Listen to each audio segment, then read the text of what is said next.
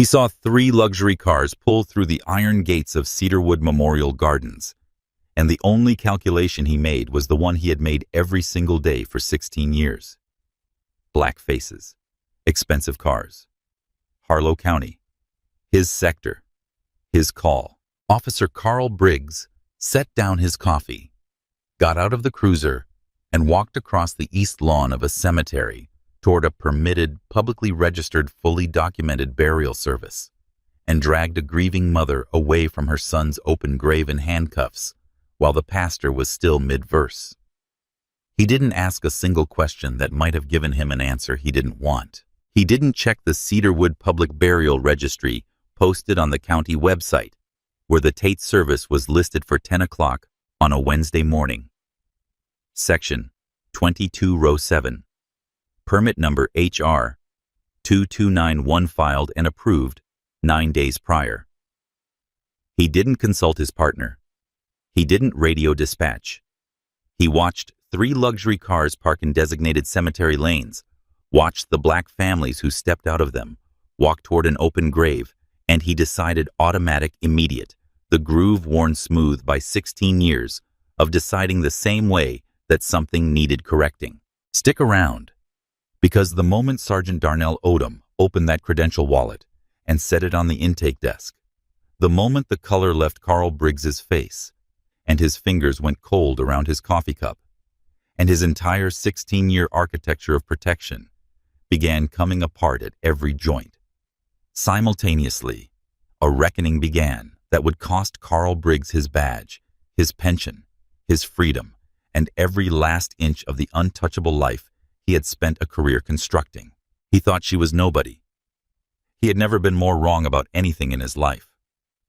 Marcus Tate had been 27 years old, and he had designed affordable housing, the way some people compose music, with the understanding that every single choice either opened a door or quietly closed one, and that the people who moved into his buildings had spent most of their lives on the wrong side of closed doors. His firm operated out of a converted row house in Richmond, small by intention. The walls were covered in working blueprints, annotated in his precise architectural hand, with comments in the margins that were equal parts technical instruction and personal philosophy. Wide hallway needs to feel like somewhere, not a corridor between somewheres. South-facing windows in every bedroom, because his mother had told him once when he was 12 years old, and asking why their apartment felt different from the ones his friends lived in, that the quality of morning light in a room tells you everything about who the room was designed for. Front porches on every unit, not because the budget easily accommodated them, but because Marcus believed a porch was a political statement. It said that the person living there had the right to sit outside their own front door and watch the world go by, and that the neighborhood agreed with them. He had been in the middle of a community center project in Fredericksburg when the tractor trailer crossed the center line on a wet November highway. No drugs, no speed. No explanation the universe was willing to provide to the people it left behind. Just the mathematics of a wet road and a drifting vehicle, and a young man in the wrong lane at the wrong moment, carrying 237 completed designs and a lifetime of south-facing windows that would never be drawn. His signature, the thing his colleagues remembered, the thing his clients described when they talked about him, the thing his mother had understood from the time he was a teenager, bringing them home on difficult days, was sunflowers. He brought them to every ribbon cutting, to every client meeting that ran long and ended in something good. To his mother, whenever a day had been hard enough that yellow felt necessary, he said yellow was the only color that couldn't be mistaken for anything but itself. You looked at a sunflower, and there was no ambiguity about what it was announcing. The sunflower spray across the bronze urn at Cedarwood Memorial Gardens had been Lorraine Tate's idea. She had ordered them from the florist in the same way she had done everything in the 34 days since the phone call, with the precise forward-moving intention of a woman who understands that if she stops moving, she may not start again. She ordered them because Marcus would have approved, because yellow was unmistakable, because her son deserved something at his graveside that did not apologize for what it was. She was not the Honorable Lorraine Tate this morning. The title lived in her, the way a professional identity always lives in a person who has worn it long enough, present structural part of the architecture of how she moved through rooms and courtrooms and conversations. 23 years on the federal appellate bench. Hundreds of written opinions. Cases that had reshaped law in ways that moved slowly and quietly. The way water moves through rock, finding cracks, widening them, changing the shape of things that don't know. They're being changed. But this morning, standing at the edge of Section 22 in Cedarwood Memorial Gardens, with her hands clasped in front of her, and her veil down, and the December fog moving unhurried between the headstones, she was not a judge. She was a mother at the edge of her son's grave, and the distance between those two things was absolute and complete. She stood slightly apart from the gathered mourners, not coldly, but in the way that a mother's grief requires its own geometry, wide enough to hold everyone else's loss inside it, which means you cannot stand inside the group if you are also trying to hold the group together from outside. Marcus's college friends were there, 6 of them, driven from as far as Philadelphia and Charlotte, because Marcus had been the kind of person who generated that kind of loyalty without ever trying to. His graduate school colleagues, families from the Fredericksburg Community Center project people who had never met Lorraine, but who had known Marcus through the width of his hallways and the angle of his windows and the front porches he had insisted on. And at the back, arm in arm, Mrs. Adele Porter and Mrs. Ruth Simmons, the 2 elderly women from the block where Lorraine had raised him, who had watched Marcus grow from the boy who fixed their screen doors to the man who put sunflowers in his blueprints. Lorraine wore a plain black wool coat belted, no jewelry except her mother's small pearl earrings, veil down, hands clasped. She was a woman made entirely still by something too large to contain through motion. Pastor Raymond Cole was halfway through the 23rd Psalm. The Lord is my shepherd. I shall not want in the measured, unhurried cadence of a man who has delivered these words hundreds of times and who understands that what he is offering at a graveside is not sentiment which everyone present already possesses in abundance, but the weight and the rhythm of the language itself. The December fog drifted between the headstones. The bronze urn rested on the chrome lowering device. The sunflowers lay across it, yellow, unmistakable, exactly as Marcus would have wanted. Lorraine kept her eyes on the urn. She heard the boots before she turned. Everyone did. That was what none of them would forget, recounting it later to investigators and attorneys. The sound of those boots crossing the east lawn, heavy and deliberate, and carrying in the cold December air, reaching the gathering before the man wearing them came fully into view. 2 more words from the pastor, then silence. Lorraine did not turn immediately. She kept her eyes on her son. She breathed in. She turned. Carl Briggs walked across the east lawn of Cedarwood Memorial Gardens, with his utility belt creaking and his right hand resting near his holster, and his face wearing the specific expression of a man who has never in 16 years been required to explain himself to anyone he was walking toward. He walked the way he had walked everywhere in Harlow County, like a landlord crossing his own property. He stopped at the edge of the gathering and let his eyes move across it with the inventory sweep of a man performing an assessment he has already completed. The open grave dressed in the way expensive grief gets dressed. Artificial turf concealing the raw December earth. The chrome lowering device, the bronze urn, the sunflower spray, brilliant yellow against the gray morning. The mourners in their dark coats. The pastor with his Bible open. A gathering of people in the middle of the most private thing a human being ever does. This is a restricted area, not loud, but the kind of voice that doesn't need to be loud, because it is by nature of what it represents, the loudest thing in any space it enters.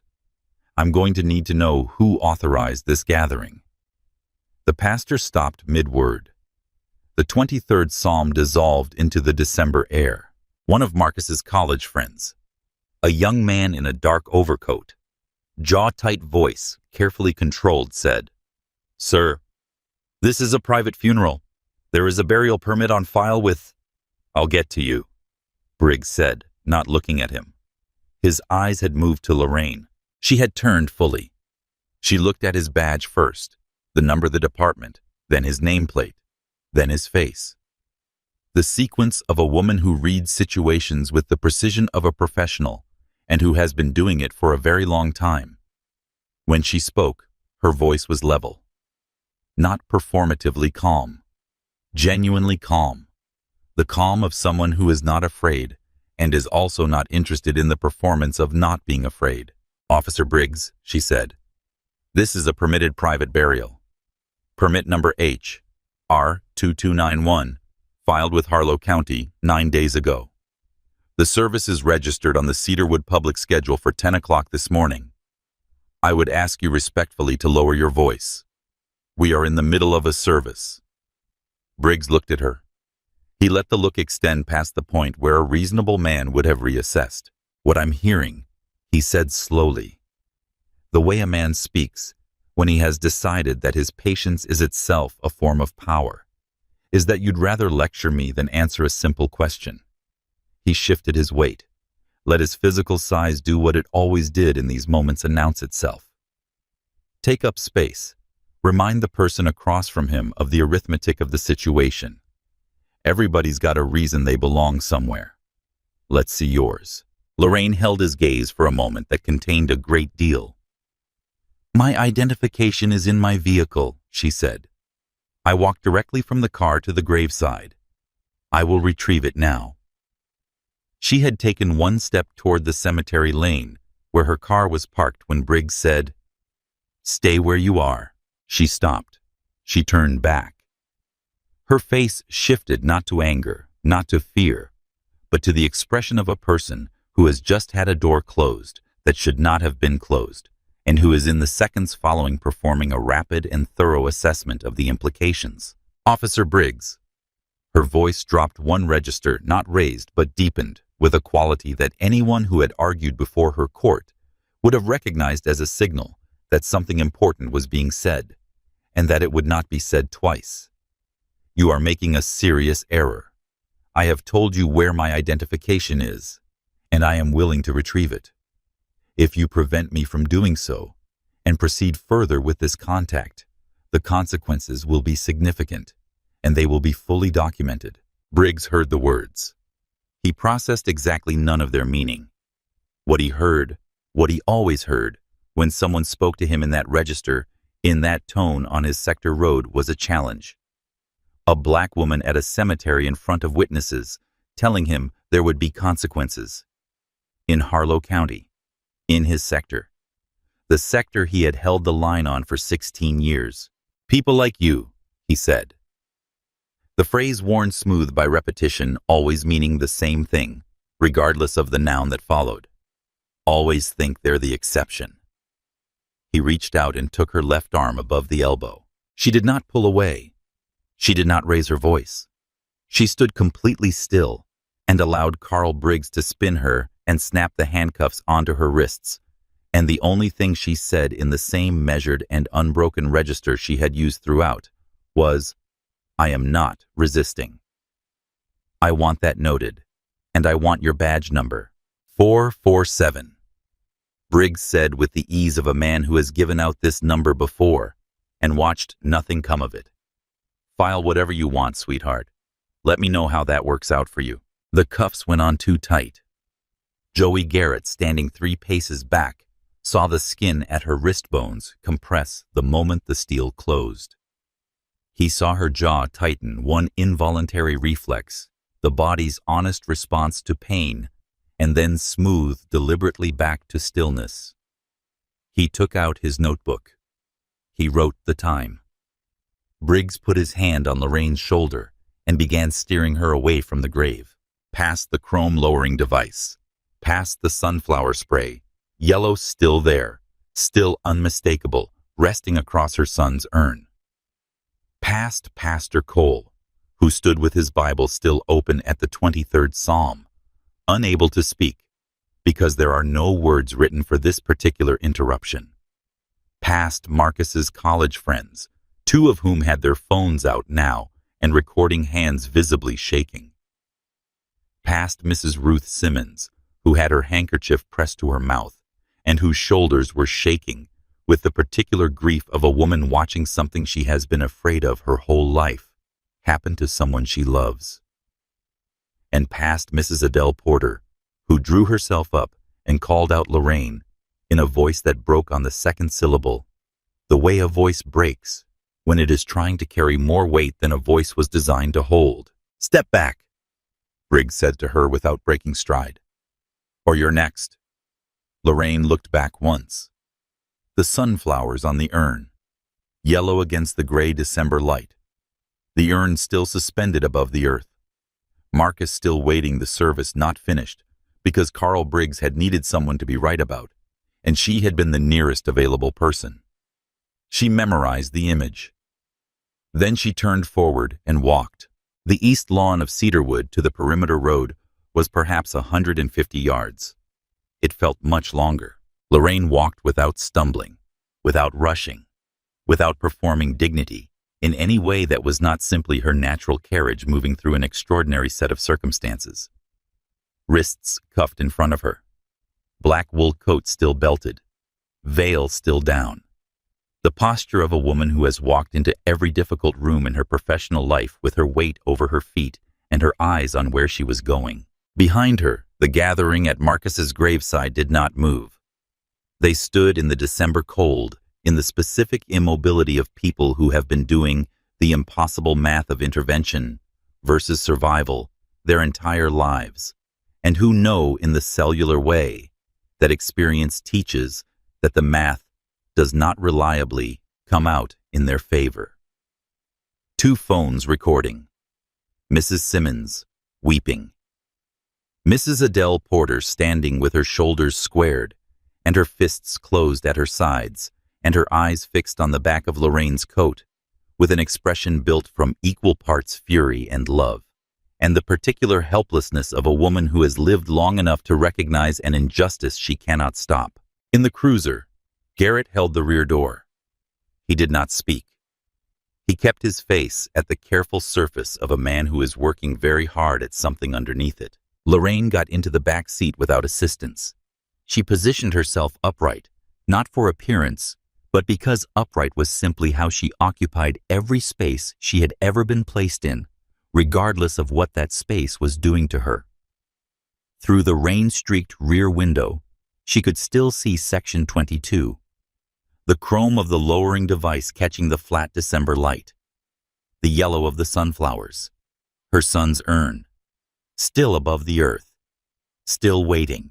She turned away from the window. She looked at the back of Carl Briggs's neck, flushed at the collar, carrying itself with the ease of a man who fully expects to win whatever he has just started, and she began quietly and precisely to catalog. Times, words, the exact sequence of events from the moment the boots hit the gravel path, the specific phrasing of each exchange, the 22 seconds between her first request to retrieve her identification and the moment the handcuffs closed. She built the structure of it the way her son had built his hallways, with care, with generosity for what it would need to hold, and with the complete certainty that it was going to stand. In the passenger seat, Garrett looked at his own hands. Then out the window at the Harlow County roads, wide, tree-lined, maintained to a standard that communicated something about who they were designed for. Then at his hands again. He was thinking about his notebook. The Harlow County precinct smelled of industrial cleaning fluid and old coffee, and the particular staleness of a building maintained for function rather than comfort. The intake area, raised laminate counter-scratched plastic partition fluorescent overhead, was the room where things got processed and filed, and if you knew the right people, quietly made to go away. Briggs walked Lorraine through the main door with the practiced ease of a man completing a routine transaction. Two officers near the water cooler, Tully, and a younger man named Ferris, looked up. They read his entrance the way they always read his entrances, as a performance for which they were the audience. "What did you bring in?" Carl Tully said. "Dangerous trespasser." Briggs steered Lorraine toward the counter without slowing. Refused to ID. Refused a lawful order. Resisted. Cemetery up in the Whitmore sector. The pause before the next line was deliberate, its timing well practiced. You know how it is. The laugh from the water cooler was reflexive. The laugh of people who have laughed at smaller versions of this story, enough times that the laughter requires no thought, no assessment, no consideration of what they are actually laughing at. Sergeant Darnell Odom was behind the raised intake counter. 51 years old, 22 years on the force. He had developed in the way that genuine experience develops things slowly through repetition and consequence. A skill he would describe, if asked, as the difference between assumption and reading. Assumption was what you brought to a situation before you looked at it. Reading was what the situation told you when you were quiet enough to hear it. He had spent 22 years learning the difference, and he considered it the most important professional skill he possessed.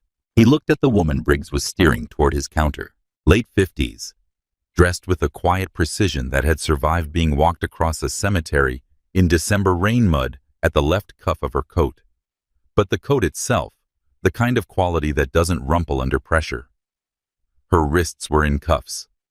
He could see from his position at the elevated counter had been applied too tight, the skin already showing the early bruising of steel against bone with no gap. And she was standing with a posture that in 22 years of booking rooms he had never once encountered. Not defiance, not fear, not the blank, shell-shocked absence of someone who has been here before. She was standing with the posture of someone who was in complete command of what was happening, and was waiting with considerable patience for what was happening to understand this. Her eyes met his. Odom felt the floor drop approximately 6 inches. "Name," he said, and his voice came out quieter than he intended. "She wouldn't give it," Briggs said, sliding the intake form across the counter. "Book her Jane Doe until she cooperates. Trespassing, refusing a lawful order, resisting." He leaned against the counter with the weight of a man who has placed a package he is glad to be finished carrying. "I'll finish the full report before end of shift."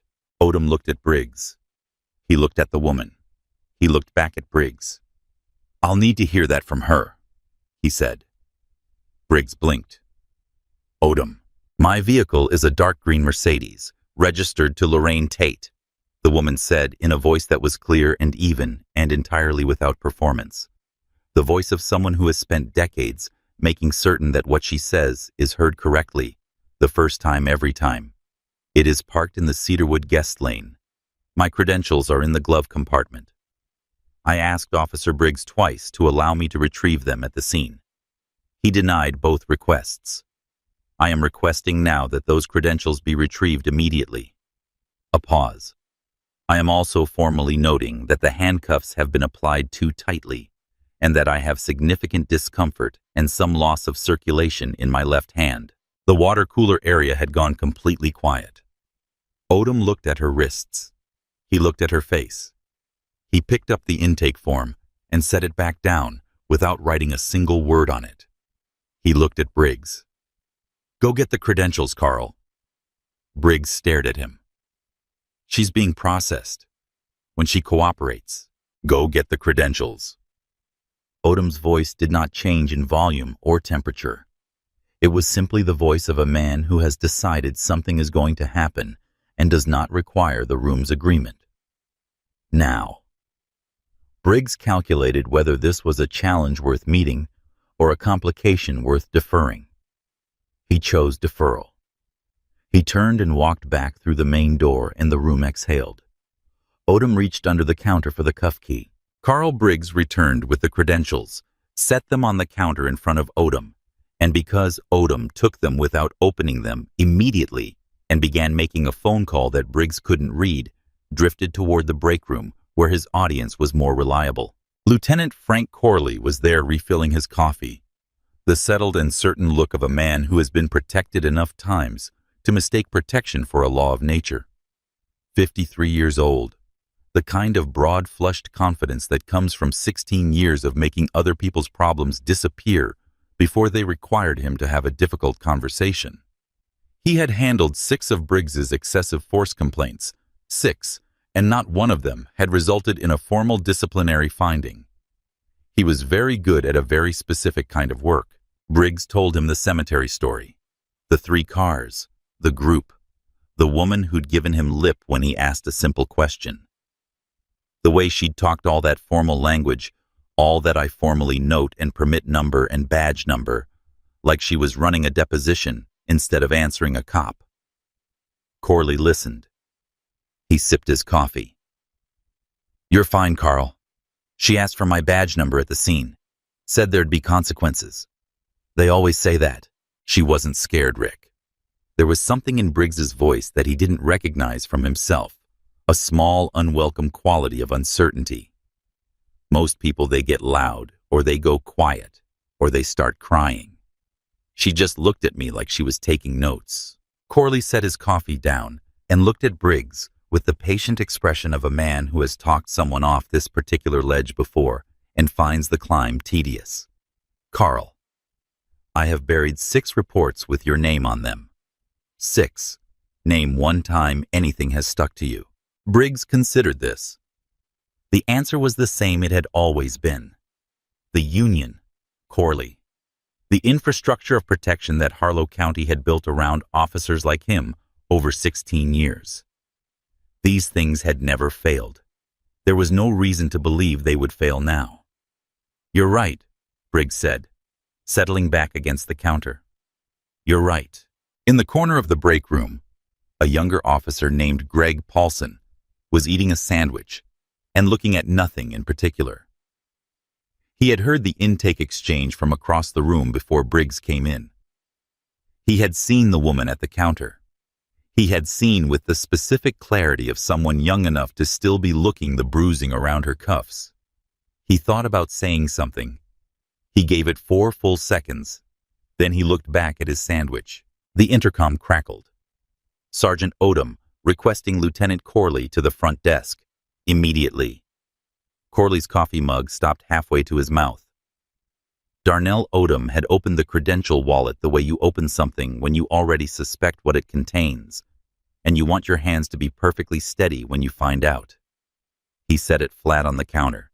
He unfolded it. He looked. The federal seal, first gold, embossed on dark leather. The kind of precise, unapologetic detail that communicates exactly what kind of authority it represents and does not expect to be questioned. Below the seal in the credential window, a photograph that matched the woman standing across the counter from him. The woman with the bruised wrists and the mud on her coat and the posture of someone in complete command. A name in crisp official type. And below the name, a title. The Honorable Lorraine Tate, Judge, United States Court of Appeals for the 4th Circuit. Odom set the wallet on the counter with the deliberateness of a man setting down something that might break things if it landed wrong. He looked up at Lorraine. She met his gaze and gave one small, steady nod, not triumphant, not vindicated, containing nothing of "I told you so." The nod of a woman who has been waiting at enormous personal cost for someone in this building to simply look at what was in front of them and see it correctly. Odom picked up the desk phone. He was aware of the 2 officers who had been near the water cooler. He was aware of the intake form with nothing on it. He was aware of the bruising on the wrists of a sitting federal appellate judge who had been handcuffed at her son's burial by one of his department's officers 45 minutes ago. His voice, when Corley answered, came out 2 full registers below its normal pitch. "Lieutenant Corley, front desk, right now." He hung up. He looked at Tully, the one who had laughed, and held the look until Tully found somewhere urgent to be. Then he looked at Lorraine. "I'm going to have the cuffs removed," he said. "I need to make a call. Can I get you anything?" Lorraine said, "Thank you, Sergeant." And it was only the slight additional weight on the word sergeant, the precise acknowledgement of his rank, his professionalism, the distinction he had just made between himself and the man who had brought her here, that acknowledged anything at all. Corley came through the door with his coffee still in his hand, and the practiced expression of a man prepared to smooth something over. He came around the counter. He picked up the credential wallet. He looked at it, and the color left his face not all at once, but in stages the way certainty leaves when it finds out it has been standing on nothing. The shoulders first, then the jaw, then the specific quality in his eyes, which had been carrying 16 years of accumulated confidence, and which were now carrying something that had no name in Corley's vocabulary, because he had spent 16 years ensuring he would never need to name it. He was still holding the wallet when Briggs came through from the break room, following the silence from the front desk, the way you follow a sound you don't recognize, pulled toward it by the specific dread of not knowing, being worse than knowing. Briggs saw Corley's face. He stopped walking. Something in his chest quit, not a skipped beat, but a full, complete cessation, the kind that makes you aware of the absence of your own heartbeat for a fractured second before it lurches back, wrong-rhythmed and too fast.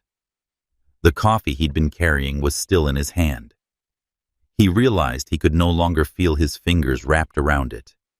His mouth went dry in the particular way that happens when the body understands something 3 seconds before the mind will allow it to. He looked at the wallet in Corley's hand. He looked at Odom's face. He looked at the woman at the counter, the black wool coat, the mud at the left cuff, the wrist bones where the steel had been, and for the first time in the entire morning, he actually looked at her. Not to assess, not to manage, not to calculate. He looked at her the way you look at something when you have been seeing it wrong this entire time, and the correct version has just arrived and cannot be returned. Lorraine did not move. She did not speak. She met his gaze and held it with an expression that contained nothing he could use. No satisfaction, no anger, no mercy, no cruelty. The expression of a woman who has already made every decision that needs making and is simply waiting for the room to finish catching up. She held it for 5 full seconds. The temperature in the room dropped. Briggs said, his voice coming out wrong. Too high, too much air behind it. The voice of a man whose instrument of authority has just failed him completely. She wasn't carrying ID. She refused to provide her name. Standard contact protocol requires. Corley cut him off. He set the credential wallet on the counter with a careful, deliberate click. He looked at it. He looked at Briggs. And then, in the flat, emptied voice of a man doing arithmetic he desperately wishes he weren't doing, he said, "Carl, you put a federal appellate judge in handcuffs at her son's burial on a public cemetery permit. And then you gave her your badge number and told her to file a complaint." The silence that followed was the heaviest thing in the room. Briggs looked at Corley. He looked at him with the expression of a man looking for a lifeline, and finding his lifeline looking back at him with the same expression. Lorraine let the silence breathe for 3 full seconds. Then in the exact same register she had used on the East Lawn level. Unhurried, costing her nothing, she looked at Carl Briggs for the first time since the cruiser and said, "I'd like the name of your union representative, Officer Briggs. You told me to file a complaint. I intend to be very thorough." Odom picked up the desk phone. His voice when the captain answered was the voice of a man who has understood the full dimensions of a catastrophe in approximately 4 seconds and is now navigating it with everything he has. Briggs stood at the intake counter and felt the floor of 16 years begin to give way beneath him, slowly, comprehensively, and without any available exit. Carl Briggs sat in his car in the Harlow County Precinct parking lot for 43 minutes after the end of his shift. He did not start the engine. The December rain had stopped, and the parking lot held the particular quiet of washed asphalt, everything slightly more exposed than it had been an hour ago. The air cleaned of the things that normally gave it texture and warmth. He ran the morning backwards. He ran it forward. He looked at it from every angle available to him, searching for the version in which a procedural technicality existed, in which Corley could reach someone, in which the Union could build a wall around him, the way it had always built walls. Every version arrived at the same place. The Cedarwood Burial Registry, public record, time-stamped showing the Tate service at 10 o'clock, with permit number HR 2291 printed in official county type. His own body camera footage, which he had not thought to check, because in 16 years, nothing he had done in the field had ever required him to remember to check it. The 22 seconds between her first credential request and the handcuffs, 22 seconds that his own camera had time-stamped in the corner of the frame. The cuff marks documented by whatever physician she had seen in the hours since her release. 11 witnesses who were not defendants or known quantities, or people who could be persuaded toward a different account. They were a federal judge's son's friends and colleagues, and 2 elderly women from her block who would describe what they saw with the clarity and the patience of people who have been waiting their entire adult lives for their account to be taken seriously. He reached for his phone. He called Corley. 4 rings. Voicemail. He called again. Voicemail. He drove home through the Harlow County roads, wide tree-lined. The lawns set back at a distance that communicated insulation from consequences. And he sat at his kitchen table with the overhead light on and his duty belt still buckled. And he understood piece by piece, with the slow and terrible precision of a man who has no one left to call exactly what he had done. He had driven to a cemetery on a Wednesday morning and handed a sitting federal judge the most airtight civil rights case in the history of Harlow County. He had given her his badge number. He had told her to let him know how it worked out for her.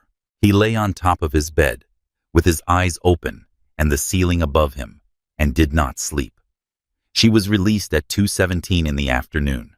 A lieutenant she had not seen before came to the intake desk and spoke to her in the careful, over-precise language of a man who is managing a situation he does not yet fully understand and is terrified of compounding.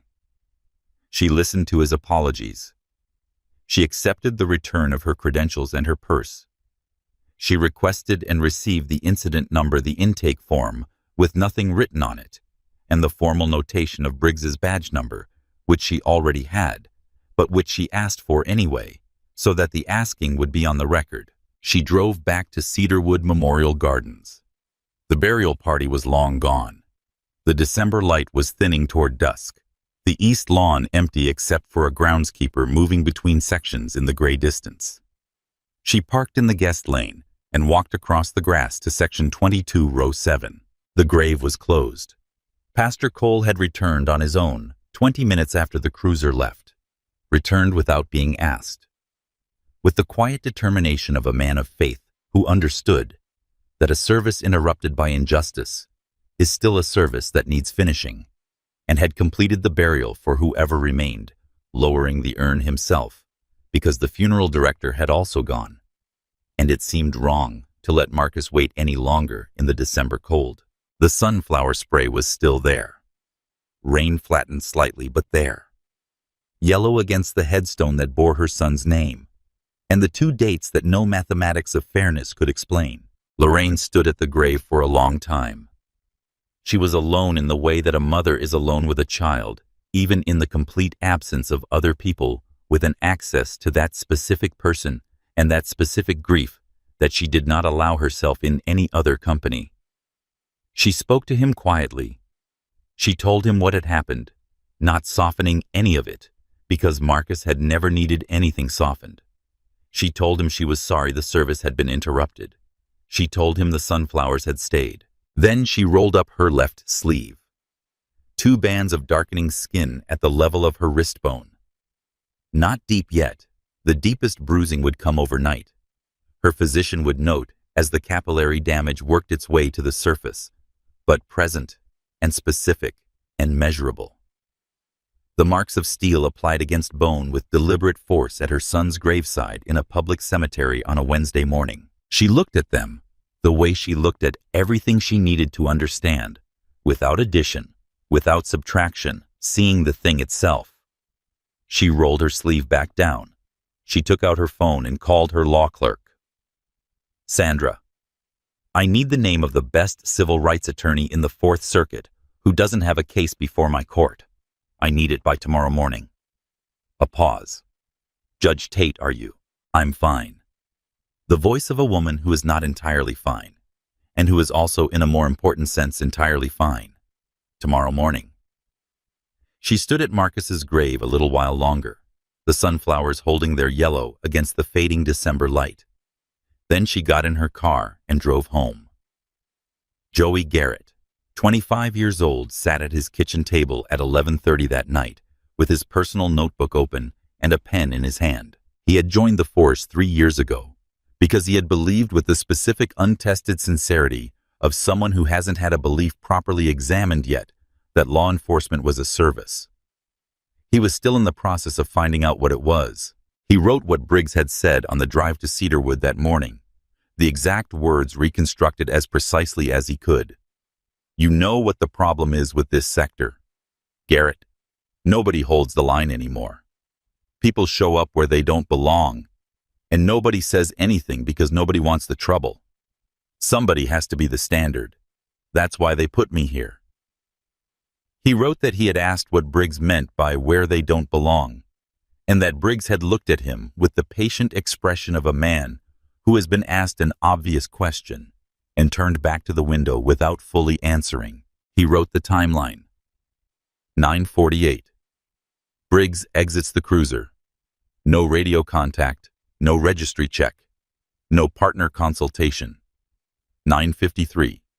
First credential statement by the subject. Clear and audible. 9:54. Second credential statement. Clear and audible. 9:55. Handcuff application. He wrote the exact phrasing of both statements reconstructed from memory. He wrote the specific words of the arrest people, like you always think they're the exception, because they had a particular texture that he knew would not leave him. He wrote what he had seen at the intake desk, the color and location of the bruising on both wrists, the distance he had been standing close enough to see clearly in the fluorescent light, the moment she'd given Odom that small, precise nod when he set the wallet down. He looked at what he had written for a long time. He thought about Corley's voice in the break room. Nothing sticks to you, Carl. You know that, and the way it had sounded like a promise that the person making it believed completely. He thought about the two officers near the water cooler who had laughed before they knew what they were laughing at. He thought about the pastor standing with his Bible open and no words coming out. He thought about the woman at the intake counter and what it cost. He could see what it cost. It was there, in the specific quality of her stillness, to stand in that room, the way she stood, and to wait, and to give that one quiet nod. He closed the notebook. He picked up his phone. He looked up the number for the FBI field office in Richmond.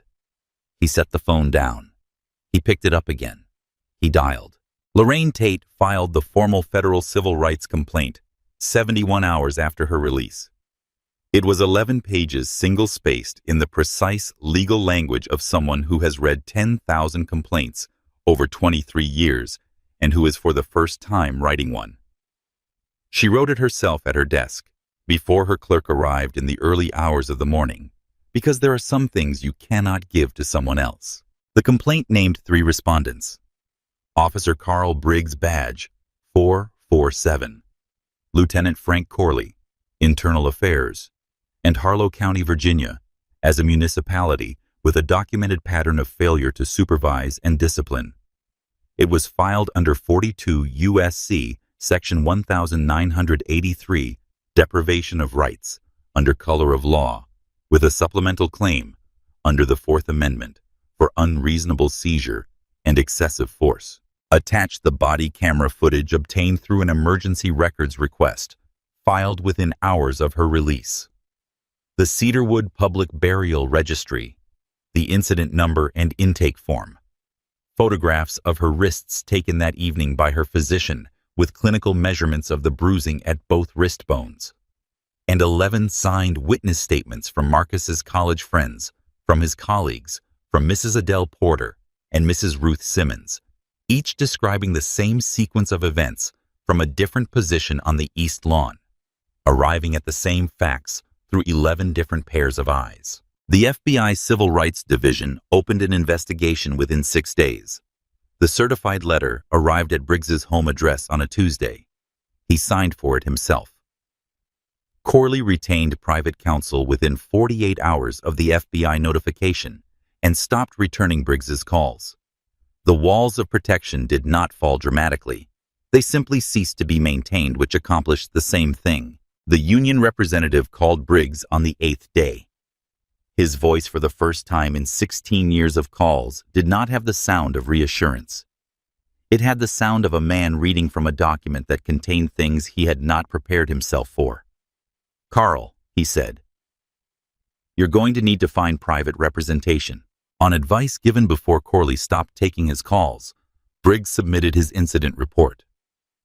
3 days late, a procedural violation time-stamped by the FBI, before anyone had read a word of the content. The report described Lorraine as combative and non-compliant from initial contact. It described the handcuffing as a standard compliance measure employed after extended non-compliance. It used the word extended. The body camera showed 22 seconds. The FBI's comparative analysis of the report against the footage dismantled it in 4 specific places, with the efficiency of a document that does not need to raise its voice.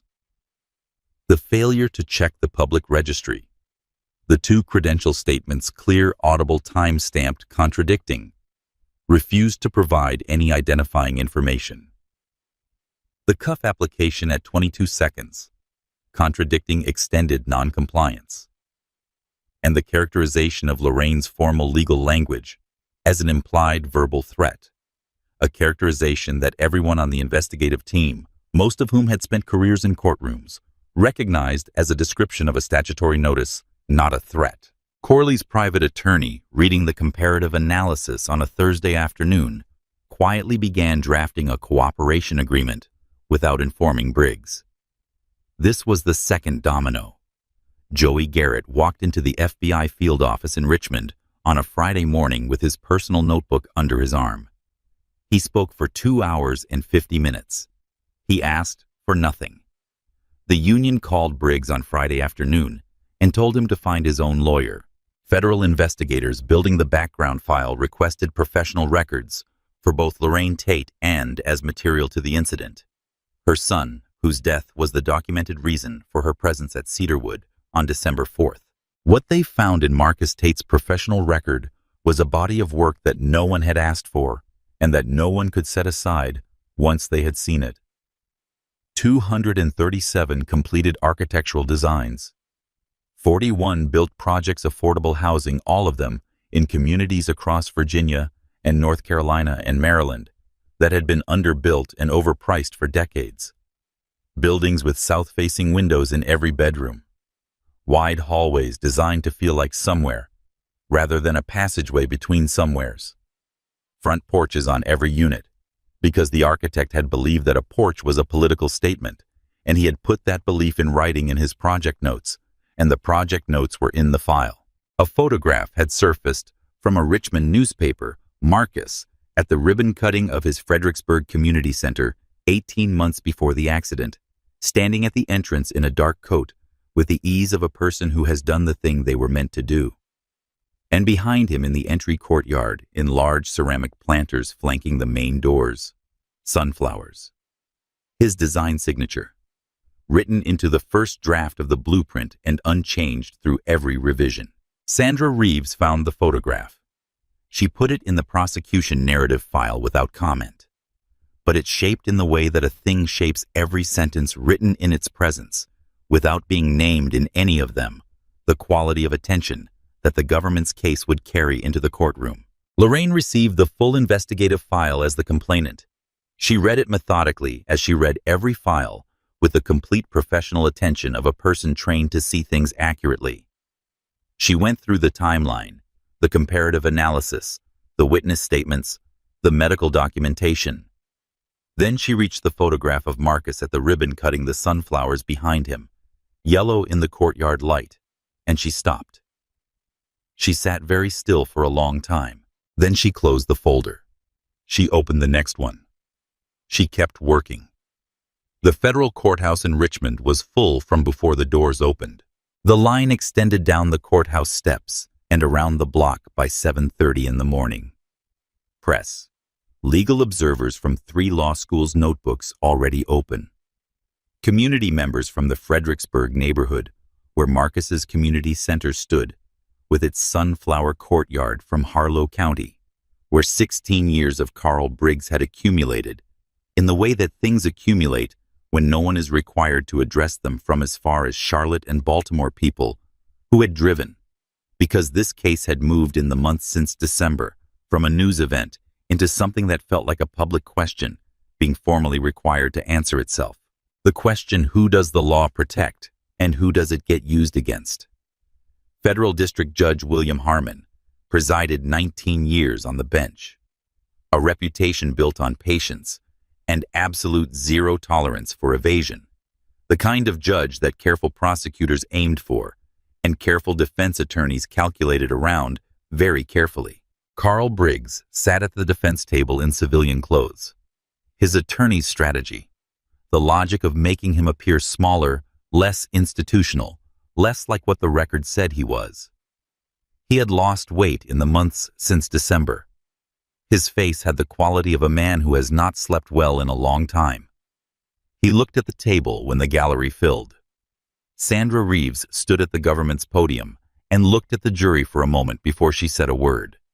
Then she said, "A mother came to bury her son. She had a permit. The burial was registered on the public cemetery schedule.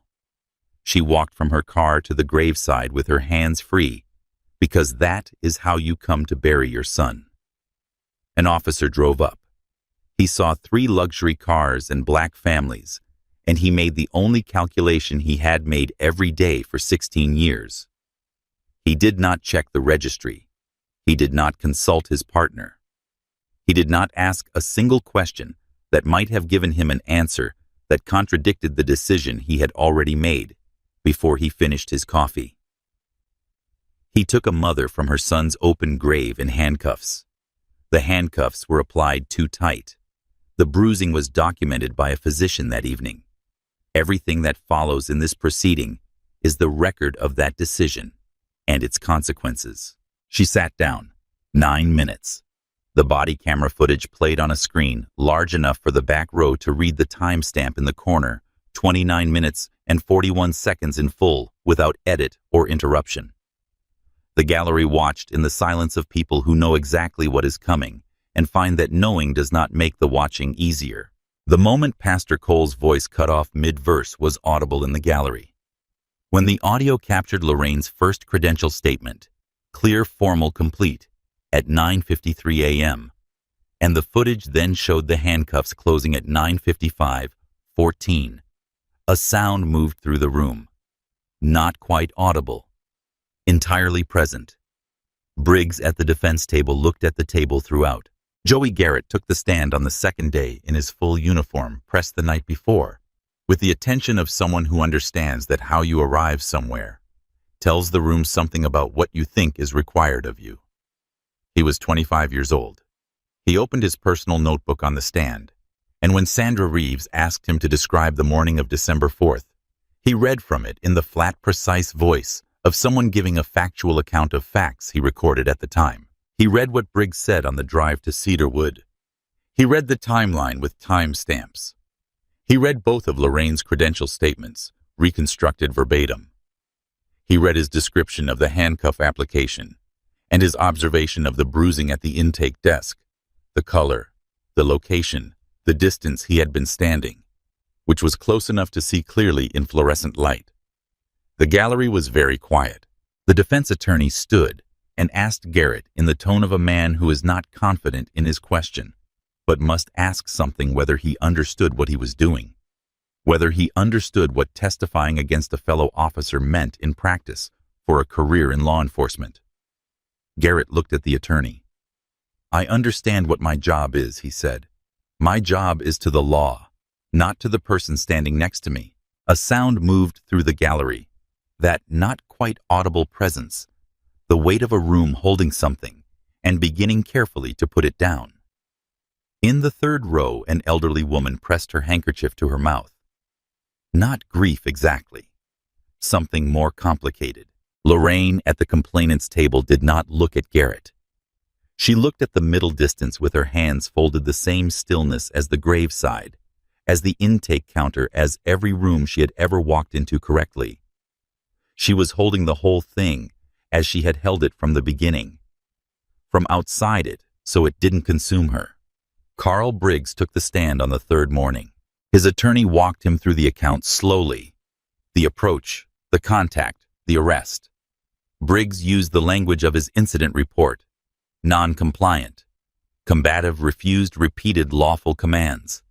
He said the words with less conviction than he had written them, because he had now sat in this courtroom for 2 full days, and heard his own body camera audio, and watched Garrett read from his notebook, and had a very precise sense of exactly how much ground remained between his version and the record. Sandra Reeves stood up. She did not hurry. She stood at the podium and took a moment to organize her papers, and the moment was deliberate, the kind of pause that gives a jury and a gallery time to look at a man and let what they already know about him settle. Then she said, "Officer Briggs, your report states that the subject was combative from initial contact. I'd like to play the body camera footage from 9:48 a.m. to 9:53 a.m. and ask you to point out the combative behavior." The footage played. Briggs crossing the east lawn. The gathering at the graveside. His own voice. This is a restricted area interrupting the psalm. Lorraine turning, looking at his badge, speaking, her voice clear and level. The permit number, the public registry, the request to lower his voice. Reeves paused the footage. Where is the combative behavior? The tone was, "I'm going to play the portion from 9:53. Lorraine's voice again filling the courtroom. "My vehicle is a dark green Mercedes registered to Lorraine Tate. My credentials are in the glove compartment. I asked Officer Briggs twice to allow me to retrieve them." Reeves let it finish. "Is that a refusal to provide identification?" She didn't present physical. Reeves held up the body camera still. The timestamp 9:55:14. Lorraine's wrist bones. The handcuff application. This image is time-stamped 22 seconds after her second credential statement. In those 22 seconds, what did she do that constituted non-compliance? The defense attorney's pen had stopped moving 2 questions ago. Briggs looked at the photograph. He looked at the timestamp. He looked at the jury and found in their faces nothing that was going to help him. "She didn't retrieve her identification," he said, and even he could hear how it sounded in the room. Reeves set the photograph down. "Because you told her to stay where she was." She did not phrase it as a question. No further questions. The jury was out for 4 hours and 11 minutes. When the foreman stood, a woman in her 40s, who had taken careful notes throughout in a small spiral notebook she'd brought every day, she delivered the finding in the clear, settled voice of someone who has had sufficient time to be certain. Guilty. Violation of civil rights under color of law. Guilty. Excessive force. Guilty. False arrest. Guilty. Falsification of a police incident report. Each count read separately. Each landing in the gallery with its own weight, and by the 4th one, the room was no longer holding the silence it had been holding. It was releasing something slowly and carefully, the way you release something you have been carrying with both hands for a very long time. Corley, who had entered a cooperation agreement 3 months before trial, received a reduced charge. He lost his pension, his rank, his union protection, and 32 years in Harlow County law enforcement. He would spend the remainder of his professional life in the obscurity of a man who made himself useful in exchange for not being fully held to account for what he enabled. Briggs received 4 years in federal custody, permanent forfeiture of his law enforcement pension, permanent revocation of his law enforcement certification in the state of Virginia. The sentencing judge noted for the record that the violation had occurred at a permitted documented private burial, that the subject had made 2 formal requests to retrieve her identification that were denied, and that the bruising documented by her physician that evening was the direct consequence of deliberate force applied at a graveside. When the 4th guilty was read, Lorraine Tate did not stand up. She did not turn to the gallery. She sat very still in her chair at the complainant's table, the same quality of stillness as the east lawn, as the intake counter, as every room she had moved through correctly for 23 years. And she breathed. 1 full breath in and out deliberately. She unclenched her hands, which she had not realized until that moment she had been holding closed. She looked at the case file folder in front of her at the number on the tab, and she let the verdict be exactly and only what it was. The cuff marks on Lorraine Tate's wrists took 11 weeks to fade completely.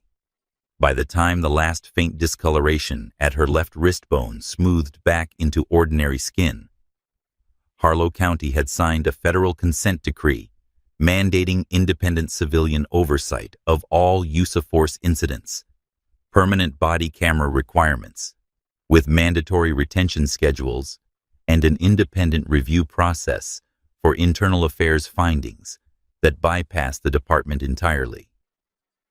3 months after the decree, the Virginia State Legislature, citing Tate versus County of Harlow as controlling authority, passed mandatory body camera legislation for every county law enforcement agency in the state. The bill was signed into law on a Tuesday morning, and the attorney who drafted the key provisions noted in her remarks that the case had prevailed, not because of legal complexity, but because the record had been complete. A body camera that kept running, a notebook filled at a kitchen table at 11:30 at night, a burial registry on a public website, a physician's photographs taken the same evening. Clarity, in the end, was the thing that no amount of institutional protection could outlast. Joey Garrett resigned from the Harlow County Police Department the week after the verdict. He enrolled in law school at the University of Maryland the following fall, concentrating in civil rights and constitutional law. He wrote Lorraine a letter 8 months after the verdict, 2 handwritten pages, asking for nothing, describing only what he had seen and what it had cost him to sit with, and what he had eventually decided to do with the weight of it. Lorraine read it twice. She wrote back on a single page in the small, precise handwriting of a woman who says exactly what she means, and nothing beyond it. The Marcus Tate Foundation for Civil Justice opened on Clement Street 18 months after the verdict, staffed by attorneys who had read the full case file, who had seen the body camera footage, and the notebook entries, and the photograph of Marcus at the Fredericksburg ribbon cutting with his sunflowers in the courtyard, and who understood, in the way Marcus had understood about buildings, that the whole point was to give people space they had never been given before. In its first year, the foundation handled 58 cases, secured dismissals or reversals in 39 of them, and twice produced appellate language that was cited by the state legislature in subsequent legislation. Lorraine returned to Cedarwood one morning in early spring, alone carrying sunflowers. The December mud on the east lawn was long gone. The grass had come back green and unhurried. Section 22, row 7, had the settled quiet of a grave that has been tended and returned to and understood. She stood at Marcus's headstone for a long time without speaking. She had already said everything at the grave in December, and in the courtroom, and in the foundation's charter, and in the 431 cases she had decided from the bench in the 14 months since each one read, with the same full attention, now carrying something additional she had never had a name for, except that it was the weight of a sunflower spray on a bronze urn in December, rain, and the sound of boots on gravel, and the particular quality of stillness that is not absence, but is instead the decision made at a graveside, at an intake counter in a federal courtroom, at a kitchen desk at 5 in the morning, to remain exactly who you are, regardless of what the room is doing. She placed the sunflowers against the headstone, Yellow, unmistakable, impossible to confuse for anything but what they were. She stood there until she was ready. Then she got in her car, drove back to the courthouse, went up to her chambers, sat down at her desk, and opened the next file. She began to read. If this story of a mother's unbreakable dignity and the justice that found its way back to her moved you, please hit that like button and subscribe our channel so you never miss another story about people who refuse to be broken. And tell us in the comments, did Briggs deserve 4 years? Or was that too light for what he did at that graveside? We read every single one. Next week, a hotel manager bans a black veteran from the lobby bar, unaware he's about to check in as the new regional vice president of the entire chain. You do not want to miss it.